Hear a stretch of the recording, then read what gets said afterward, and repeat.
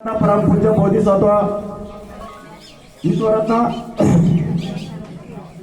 अखिल विश्वाला शांतीचा संदेश देणारे महाकारुणिक तथागत भगवान गौतम बुद्ध, हिंदवी स्वराज्याचे संस्थापक छत्रपती शिवाजी महाराज, आराध्य दैवत छत्रपती शिवाजी महाराज, साहित्यरत्न अण्णाभाऊ साठे, माता रमाई, माता भीमाई,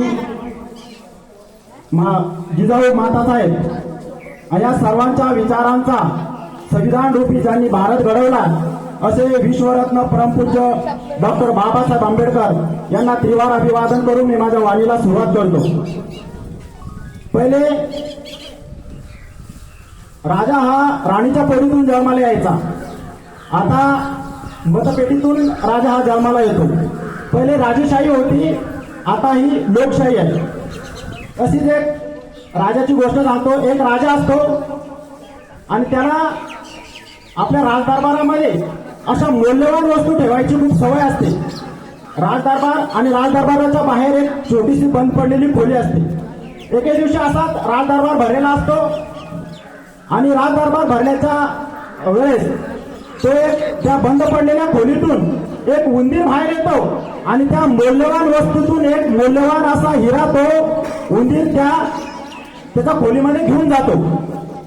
आता हे राजा बघतो, तिथले शिपाई बघतात, सर्व बघतात. राजा शिपायांना सांगतो, जा आणि तो मौल्यवान हिरा माझा शोधून काढा.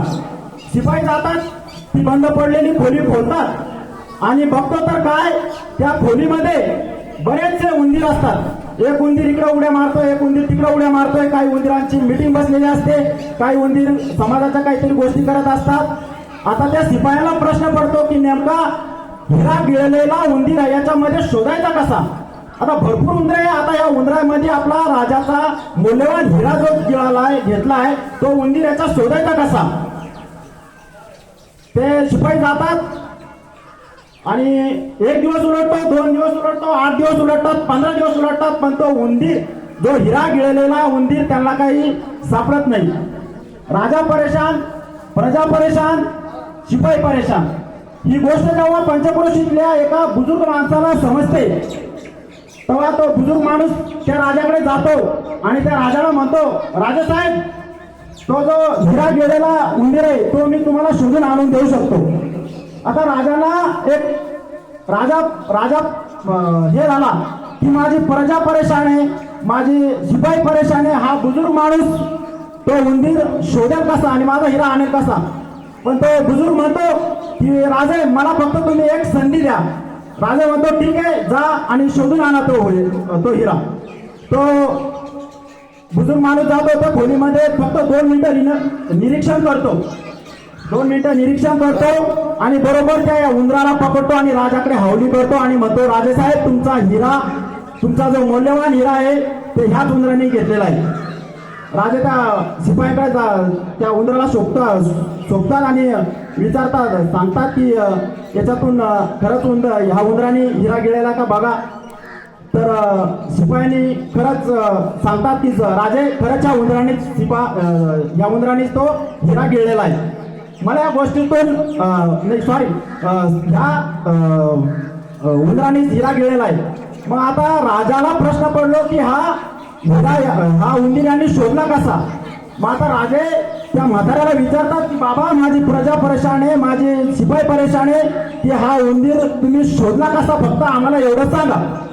त्यावर ते बाबा उत्तर देतात की बाकीचे सगळे उंदर इकडे तिकडे उड्या मारत होते, काहींच्या मीटिंग बसलेल्या होत्या, काही उंदर बिळात जात होते, काही बाहेर येत होते, पण हा एकटाच उंदीर एक की एका साईडला बसलेला होता.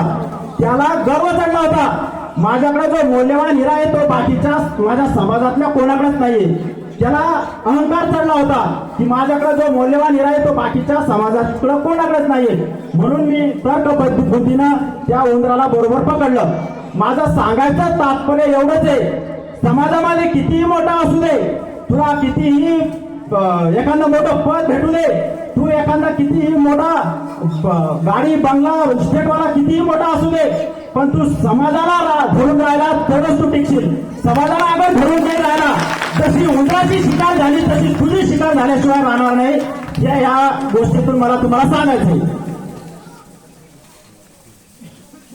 महाराष्ट्रातील एक नामवंत व्यक्तीने 1994च्या सभेमध्ये म्हटलेलं होतं, ज्याच्या घरात नाही पीठ त्याला कशाला हवाय विद्यापीठ.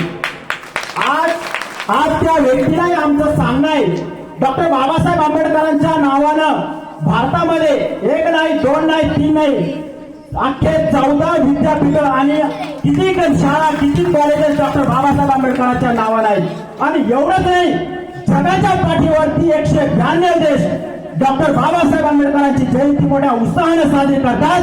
दिस is a power of B R Ambedkar.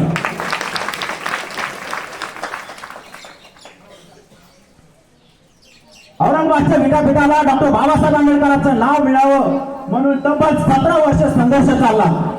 याच्यामध्ये या संघर्षामध्ये काही जणांचे जीव गेले, काही वस्त्या जाळल्या गेल्या, काही घरं जाळल्या गेले, काही आपल्या आया बहिणीवर अत्याचार झाले.